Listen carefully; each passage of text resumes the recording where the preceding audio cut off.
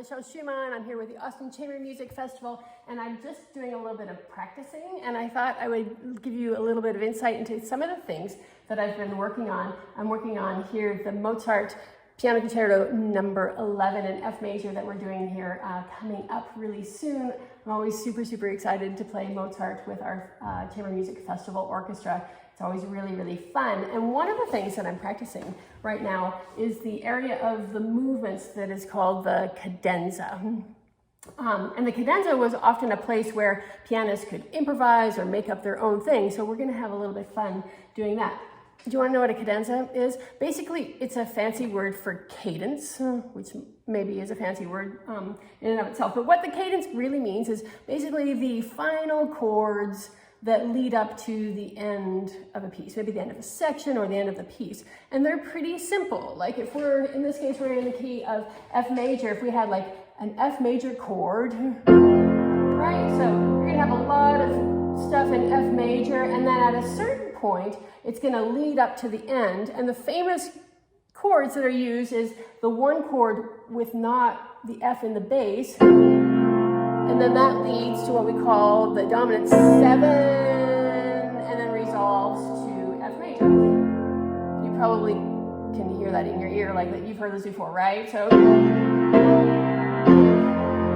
it says every classical piece that was ever written. So in this case, with the concerto for solo instrument and orchestra, what is kind of cool is that there's always a really special place in the movements where the orchestra kind of leads up to this chord and then cuts out, and then the soloist, whether it's a pianist or a violinist or a cellist, gets to kind of go off in their own world and does a little bit of improv or does what the composer has written for them to do. And then that leads into a kind of, usually a pretty fast kind of section like this. You know what I'm talking about, right? So then that's when the orchestra comes in. So we have this trill on the 5/7 chord, down the 7 chord, that ends with the orchestra coming in. So it's always this like fun little section where the pianist or the soloist can do whatever they want. In this concerto, it's really cool because the first movement, we have a cadenza that's actually not written by Mozart at all.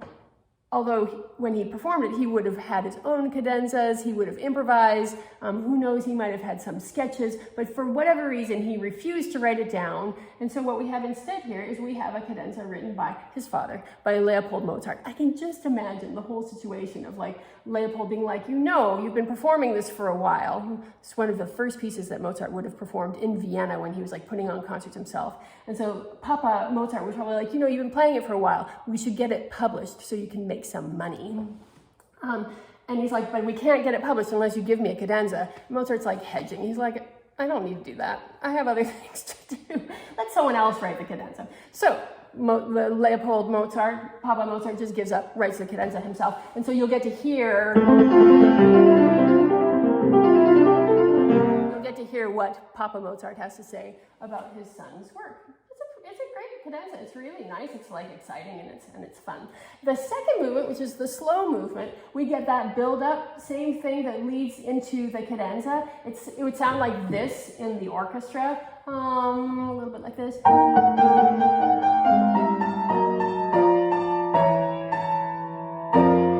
Imagine that the orchestra is playing, and then it cuts out, pianist's turn.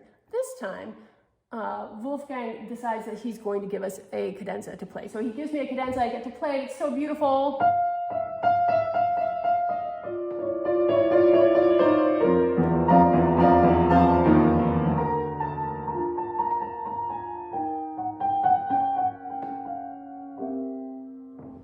And there's more. It's so beautiful. You're gonna have to wait. So in the last movement, it's as if Mozart has given up. He's like, I don't want to write it down. I don't want my father to write down a cadenza. I'm just going to decide to not have a cadenza in this movement. But I'm telling you, friends, I can't resist. I think all movements should have a cadenza in a concerto. And in this case, Mozart 100% gives us a section to do that, but he kind of veils it, so he doesn't have it in the orchestra. He doesn't have our like 1/6/4 chord, our one chord. He doesn't have it in the orchestra, but he does follow it with a in the piano. So it's all in the piano. So instead of just kind of going through that, I'm taking a moment to do a cadenza that I've written myself. So you'll hear this near the end.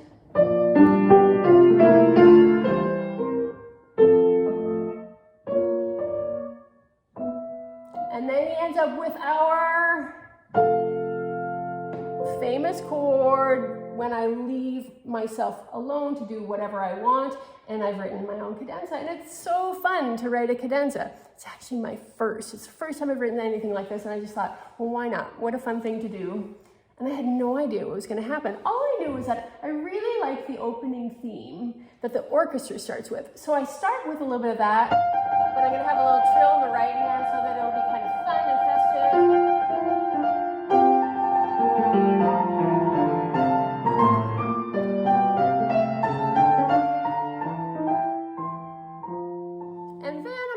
Some fun things like going up and down the keys, going through different like fast things. One of the motions that Mozart uses a lot in his own writing, I really like to do, so I do a little bit of this.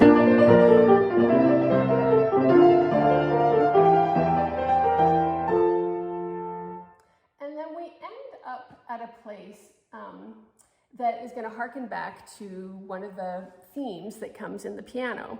And the theme is really beautiful. You would recognize it as something that is pretty typical of a Mozart theme. But the left hand is totally different. A lot of times with Mozart's left hand, you'll hear him do a figure like this. It's very beautiful, right? It's fine. Also, he does this thing called an Alberti bass. So we hear...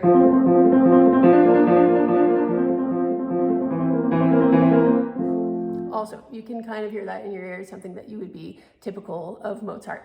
But in this case, he does a little turnaround in this figure that I think is really wholly unique and modern, and I don't know of another place where I hear Mozart doing it. He does this.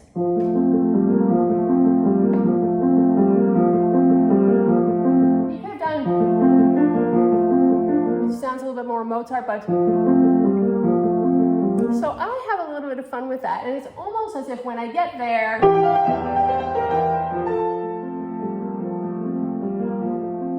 almost sounds like it's minimalist, it feels modern, and then I bring in the melody that he starts with.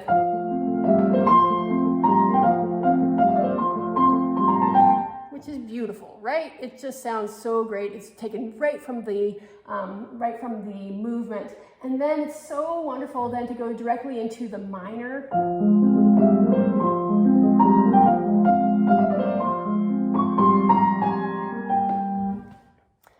And then I do something a little bit weird. Maybe it would have been a little bit weird for Mozart. It would have been pretty appropriate for Beethoven, but still a little bit shocking. Shocking by Beethoven, shocking for Schumann, Schubert, shocking for Brahms, and also has a sort of modern feel to it. So I'm going to travel into what is called, oh man, we're getting to Theoryville. I'm going into the flat sixth. So it's going to sound like this.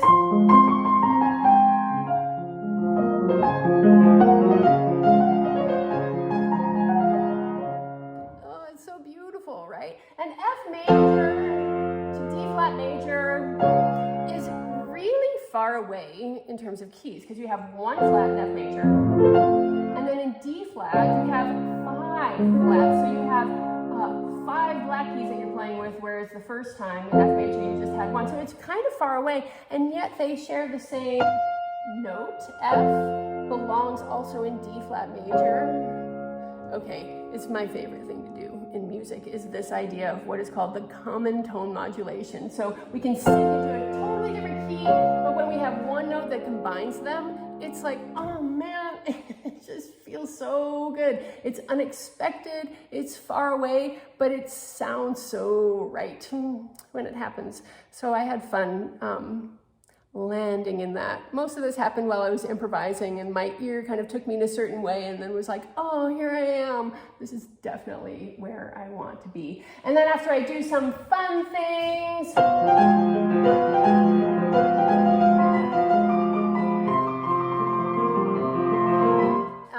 I bring back this whole thing. It just feels exuberant and joyful and so uplifting. And then after that, I do something that, it's not about me, it's just about the music. I just think it's one of the most beautiful miracles of music that happens. And you have to wait, because I'm not giving it away, because it's going to be so fun to experience together. And just came out of this place of exuberance and joyfulness. And then that's going to eventually take us back in and welcome in our orchestra to finish out this movement. So that's what I'm practicing right now, so that we can have a fantastic time together. I hope you enjoyed this and learned a little bit about this fantastic thing called the cadenza, where it came from, why it exists. It's just this purpose-filled time to show off and connect and do something really beautiful. So we will see you there.